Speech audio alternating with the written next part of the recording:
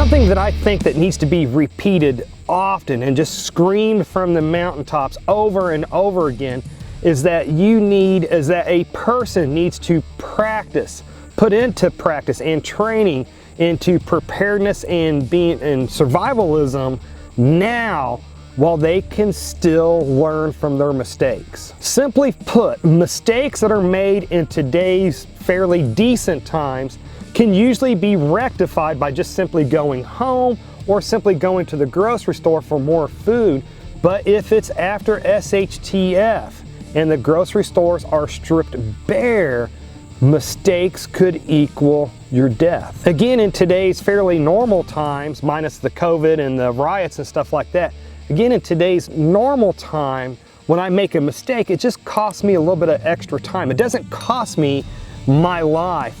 But on the other hand, it also teaches me, that mistake teaches me what I did wrong so that I know better of what to do should SHTF actually happen. But again, if it's after SHTF and if I, for some reason, have a catastrophic failure with my gardens, then because it's after SHTF, I won't have the ability to go to the grocery store as a fallback. So that is one of the reasons why I am continuously practicing gardening and learning how to grow different vegetables, and also practicing on how to save the heirloom seeds from those different vegetables so that I can replant those heirloom seeds the following year, so I can continue gardening without having to rely on buying seeds from a store. And while growing a garden is not exactly rocket science, there is a little bit of a learning curve to it. So planting seeds for the very first time after SHTF is not the time to be trying to start that. So it's reasons like that that I regularly practice saving heirloom seeds and making my own homemade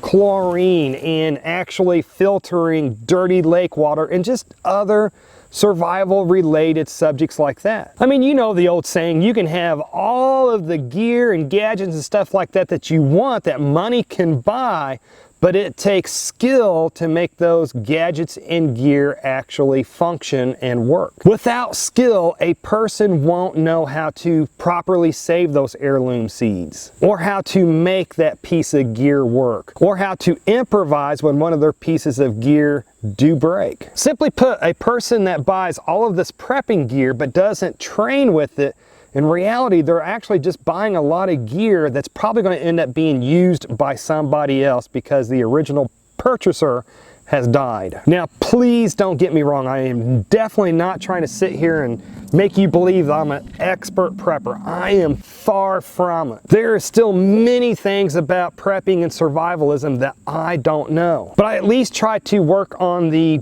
biggest subjects that are life-sustaining, such as not letting yourself freeze to death, or not letting yourself starve to death, or not letting yourself die from thirst or from drinking tainted water. So let's hear from you good folks now. Please comment down below. What are some survival skills that you are either currently practicing or learning, or have recently practiced and learned? And now you should watch this video where I cook dinner in the snow using only the power of the sun to operate my solar oven, you know, because I'm wanting to practice my skills to make sure this thing will work during the winter time. So to see that, click on the video that should be appearing on the screen just about now to see why preppers love the sun oven so much. Anyways, folks, if you made it this far, hey, thank you very much for watching, and I pray that you have a good night.